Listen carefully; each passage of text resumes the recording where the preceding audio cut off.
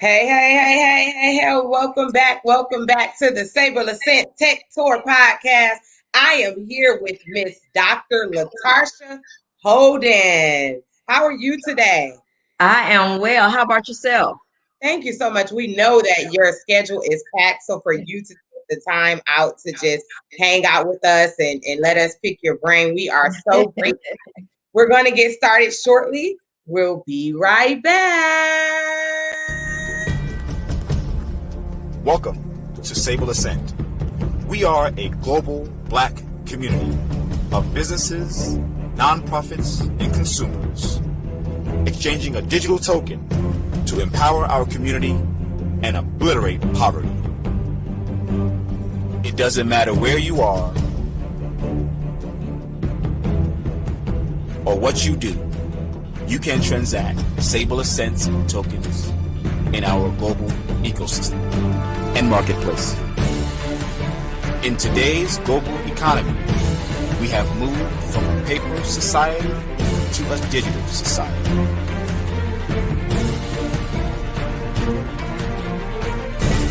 The time is now. Be a part of the new digital world of Sableassent.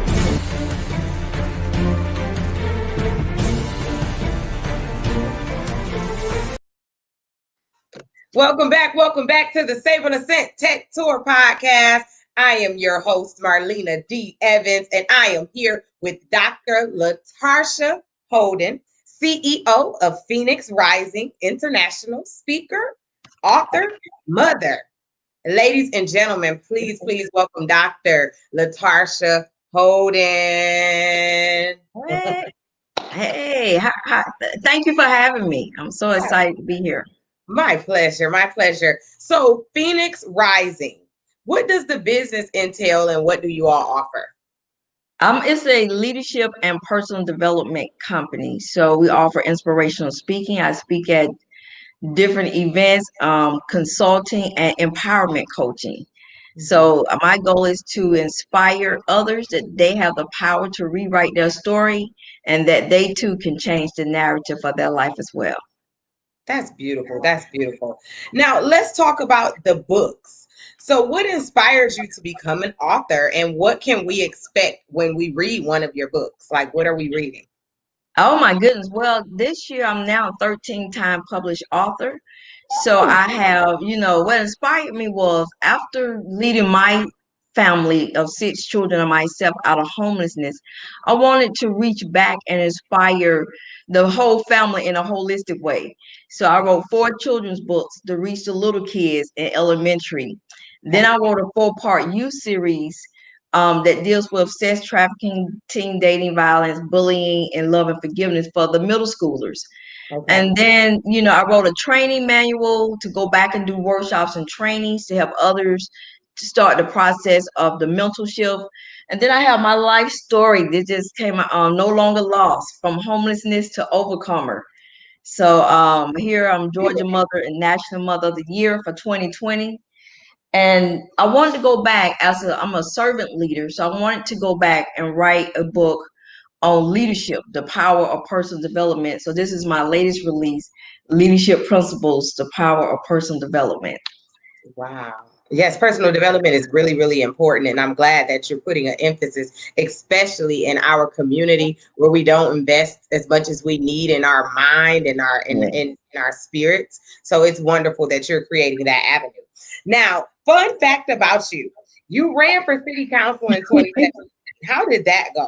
And what's the importance of having Blacks and women in politics in your eyes? Oh my goodness. It was a new venture. When I came out of homelessness, I made a vow to God that when he delivered my family out of homelessness and hopelessness, I go back and fight for others. 2017, a seat came available in my district.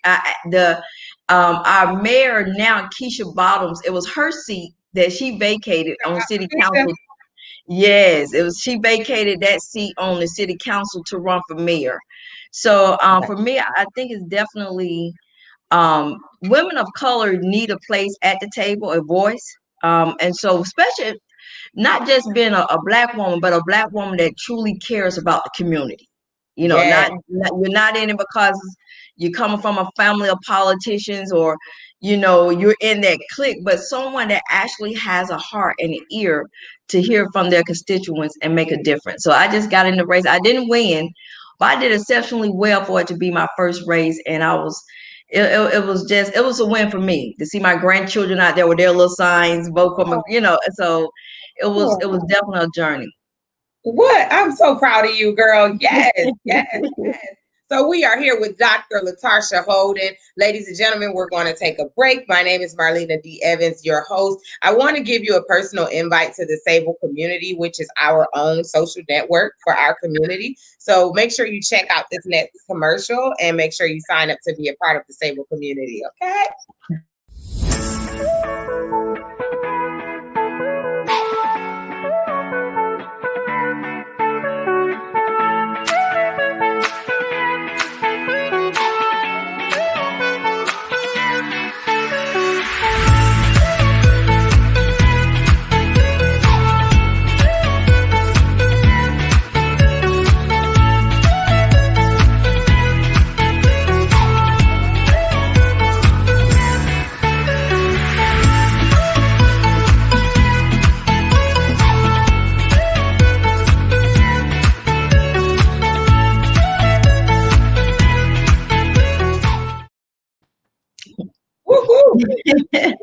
I have hit a button here, ladies and gentlemen.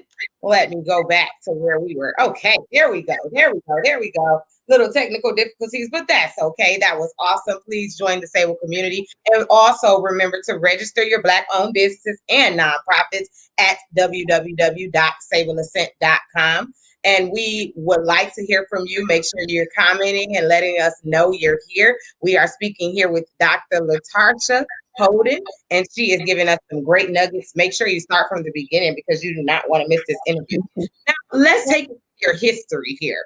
Now, you were homeless at one point in your life, okay?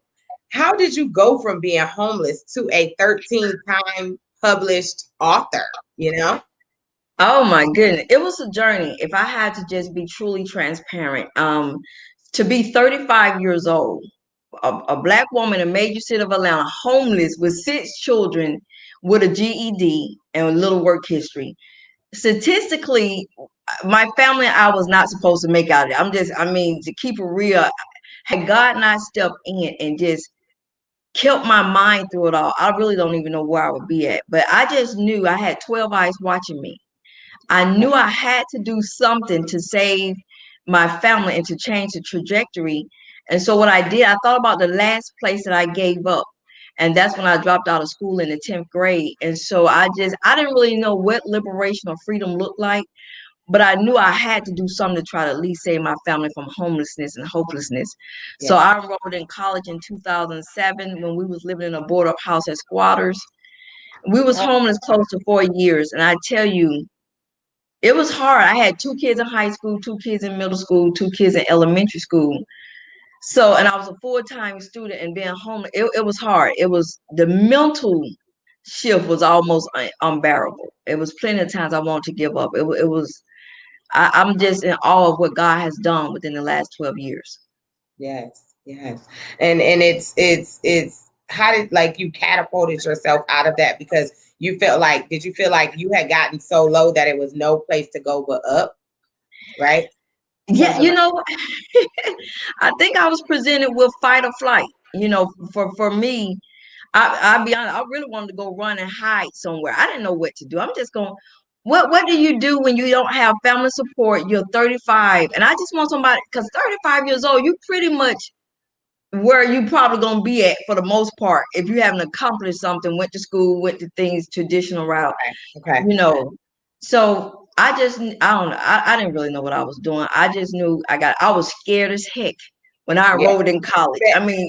I remember shaking like a leaf, taking my little application, and I didn't know. I could have never imagined going from a GD to a doctor and become a 13-time published author. I just kept pushing, even when the days seemed like it was so hard. I just kept going. Absolutely, absolutely. And with a story like yours, You do international speaking as well, like you said before, like you just told us. So give us a few ways that we can improve our public speaking skills. Like it's, with me, myself, I'm speaking in public a lot of viewers, they're public speakers and, coaches. Like give us a few pointers on how we can improve. Yeah, I just became an international speaker about 3 weeks ago when I was invited to speak to over 60 college students in India. And so, I mean, the rave reviews from them, the love that they showed back. But one thing I would say that being a speaker, be transparent, honest, and a lot of times try to speak on topics that you've actually been through, you've experienced. A lot of times we try to speak on things we haven't experienced, and we just think we're giving people good advice. But if you have not been in a certain situation, how can you actually motivate or encourage or empower others to come out if you've never been there? Exactly. Yeah. I really second that. I really feel the same way. Like when you teach something, you should have experienced it. Yeah. You should be able to, that way you can teach the solution. Don't go off of what somebody else is saying and trying to teach somebody something. So like she said, be honest and true to yourself and transparent. That was really good advice. Now you travel, write, speak, but most importantly, you're a mother. So give us some ways you can be a awesome mom and still live your dreams. Oh my goodness. This year, all 6 of my children are 18 and over. I am ecstatic. I am on cloud 12. But one thing I did, I think that made my 6 children successful, when even coming from homelessness, taking the time to learn each of your children's personality and loving them according to who they are.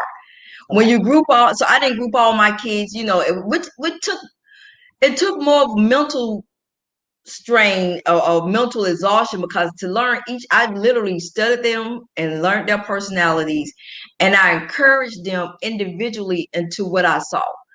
And so now my oldest son, 10.5 years, retired from the Marines. He's a second-year college student. My daughter's an EMT, licensed pharmacy tech. She's a second-year college student. My other son is a caretaker. My 19-year-old daughter is a 4-time published author, serial entrepreneur, spoken word artist. My other daughter joined the United States Army 2 years ago. She just graduated from college. And my youngest son, Omega just turned 18 in August.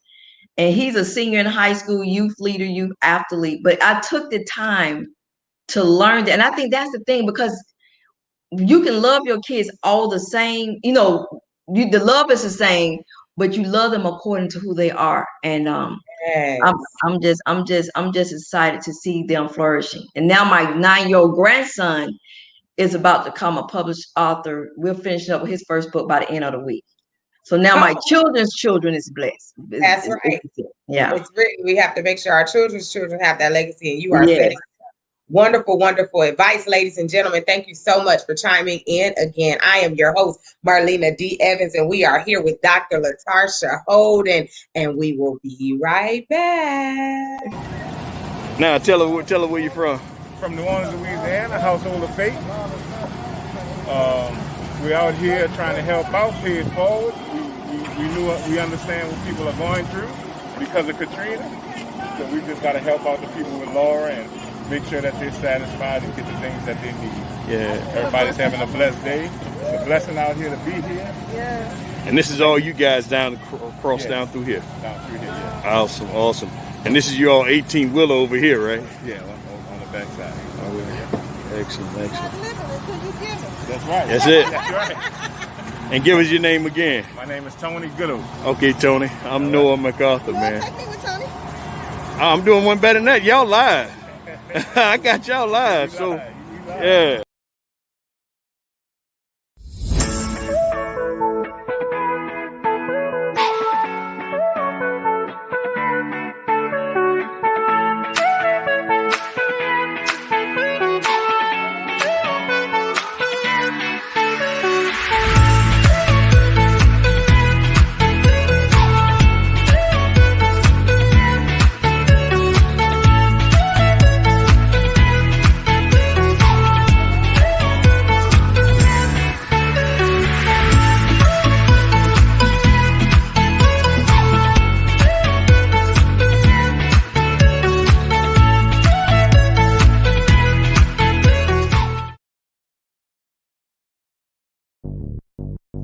A new day has come. Sableassent is taking your business around the world at no cost. We are connecting Black businesses in one global community, transacting with one currency, Sablecoin, creating one economy. Remember, you are not alone. A digital world is here. Register your business today at sableassent.com.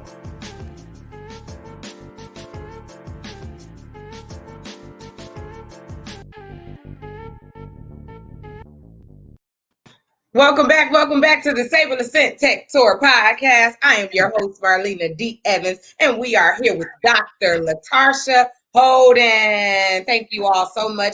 Make sure you register your Black-owned businesses and nonprofits at www.sableassent.com. Now, Dr. Latarsha, we are back. So let's talk about education and the aspect. How do you feel? Do you feel like you're more successful that you're educated, or do you feel like you don't need it? Because I know it's like a stigma in the world that's like, you waste all your money on a college education. Like, what is your take on education in our community? Oh my goodness. You know what? It's just so many different routes that the youth can go into today. I'm not one to just push college on my kids. I just push them to follow their dreams. If it's a trade school, if it's going into the military, or going to one of the what they call the emergency, I call them care team, like police officer, fire, whatever it is. For me, education was something I feel was something that I needed to do. Okay. To have a 10th grade education at 35 years old. For me, it was something I had to go back.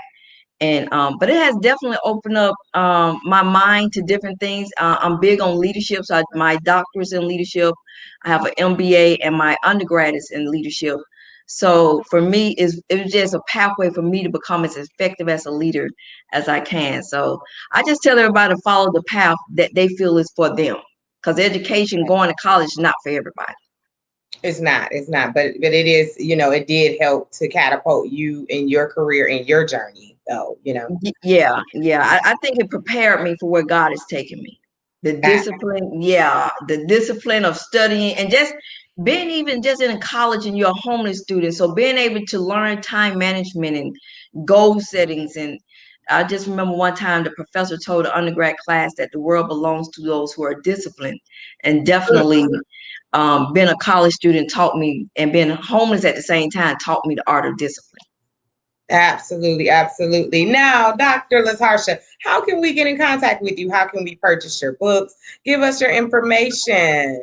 Awesome. Well, all of my books are on my website. If you want to book a coaching session or book me to speak at your next event, you can go to www.drlatarsha, Latarsha Holden, HOLDEN.info. So that's www.drlatarshaholden.info, or you can email me at latarshaholden@yahoo.com. If you want to book a coaching session, my assistant would definitely love to connect you with that. You can reach us at 404-838-9587. And I'm on all social media platforms, especially my main three is Facebook, Instagram, and LinkedIn. All right. Thank you so much for your time. This has been a ball of fun. You look great. You look Thank you. You do too. You don't look like you have those grown kids and everything, hon. Just keeping it pushing, keeping it fabulous. And we appreciate you, and we look forward to doing business with you. She does accept SAC1. She is registered on our platform, ladies and gentlemen. So we're so excited to have her, and we thank you so much, Dr. Latarsha. Thank you for having me, Marlena. Absolutely. Ladies and gentlemen, we'll be back next Wednesday, same time, 8:00 p.m. Eastern Standard Time. I am your host, Marlena D Evans. Make sure you register your Black-owned businesses and nonprofits at www.sableassent.com, and we will see you next week. She says bye. All right. So here are our issues. I shouldn't say problem. I like the word issues, because my mom and dad always said issues can be solved with either time or money. Problems cannot be solved with time or money. Problems are things like, I got cancer, right? I need to get my leg chopped off. But issues are things that can be solved with time or money. So these are issues, unfortunately, that have plagued our community for hundreds of years. Number one, we have the highest number of unbanked people. Basically means, now we're not talking about the United States only. Everything that we talk about on this call today affects a population of 1.4 to 1.5 billion Blacks worldwide, okay? Yes, the majority of us are in America, but we have people on this line now from Haiti. I'm already looking. Haiti, Nigeria, Ghana. I see Jamaica here. I see Manchester. I see UK. I see many countries of people on this phone right now. So what you're about to see, guys, is representing 1.5 billion people. Okay. Secondly, we have the lowest level of capitalization. That means that we have the lowest level of dollars going actually into our businesses.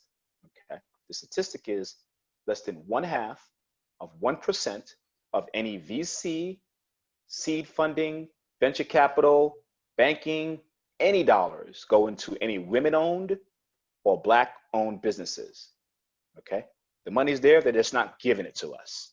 Okay. And lastly, the next thing is circulation. Okay. There's probably some Black Wall Street members on the call here today.